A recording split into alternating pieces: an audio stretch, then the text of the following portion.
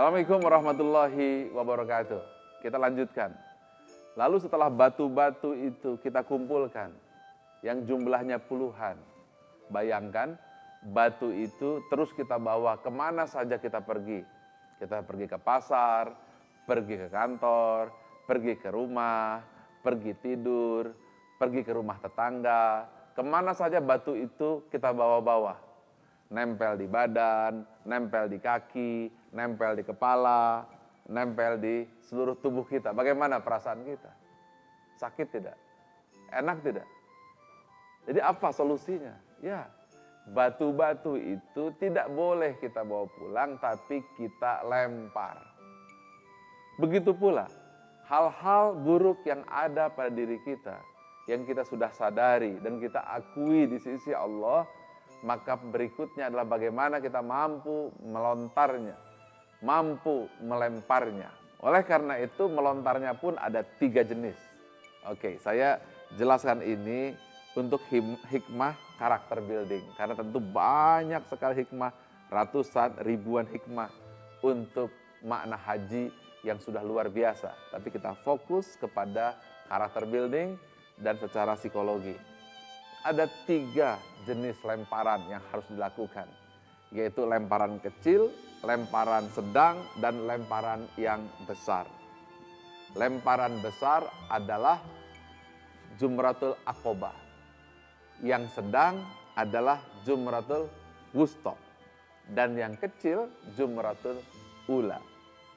Nah, karena itu yang besar ini tentu harus didahulukan. Yang sedang dan yang kecil juga harus kita selesaikan. Karena bayangkan, kalau Anda pergi naik gunung, ada 3 buah batu. 1 batu ada di sini yang besar, 1 batu ada di sini, 1 batu ada di sini, Anda pergi kemana-mana. Anda tidak akan bisa maju. Anda akan terus tertunda dan terhambat dengan batu itu.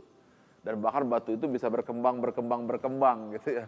Dan akhirnya Anda terhimpit dengan batu. Akhirnya seperti nasib teman saya yang sudah 30 tahun bawa batu, nasibnya sangat menyedihkan. Setelah saya jumpa 30 tahun lagi, benar-benar keluarganya hancur, kesehatannya hancur, karirnya juga hancur, dan luar biasa kerugiannya. Karena itu yang 3 pertama itu, yang pertama adalah batu yang harus kita lempar pertama adalah Aqobah. Itu adalah cerita tentang spiritualitas, tentang tauhid, tentang ilah, tentang berhala yang harus kita lempar. Yang kedua adalah yang menengah, yaitu tentang jiwa, tentang emosi, tentang ego. Yang ketiga fisik. Nah, ini adalah nafsu fisik, dari mulai nafsu yang terbawa dari tubuh kita inilah. Saya sudah tidak bisa jelaskan, Anda mengerti yang saya maksudkan. Anda bisa lihat dari apa saja yang ada di fisik Anda pasti mempunyai nafsu yang senantiasa mendorong Anda ke bawah.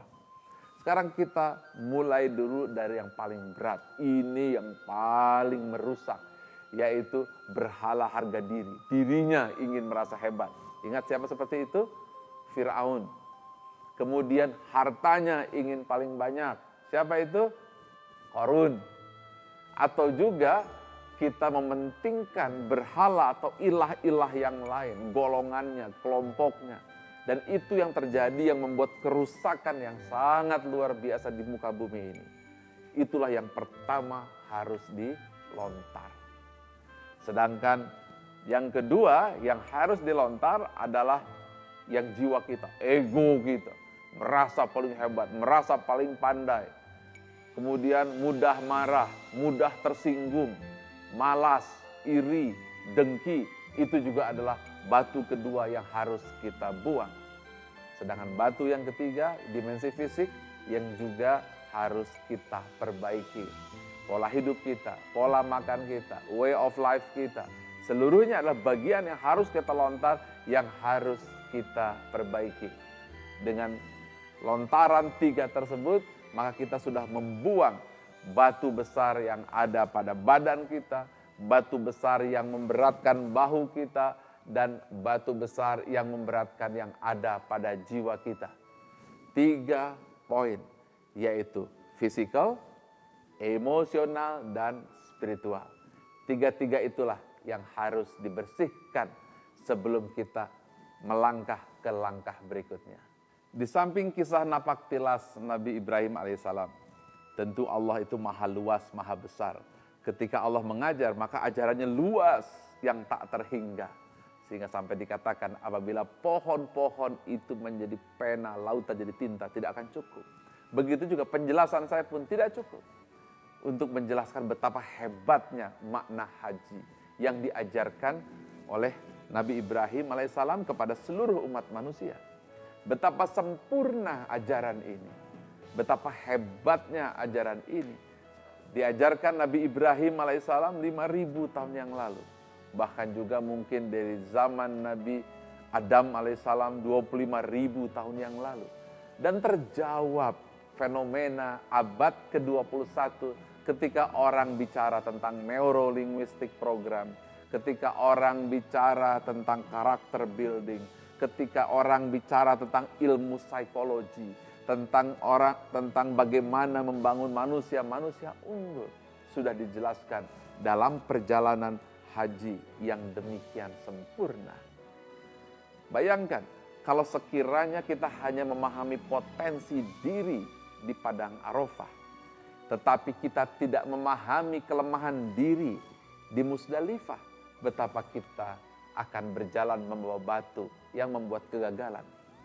Secara ilmiah baru-baru ini dunia sudah mengakui bahwa untuk sukses itu kita memahami SWOT, strength, weakness, opportunity, threat. Subhanallah, 5.000 tahun yang lalu setelah kita strength ditemukan di padang Arafah dan weakness ditemukan di Musdalifah, lalu dilontar weakness tersebut, maka bayangkan kita siap untuk melangkah lebih jauh.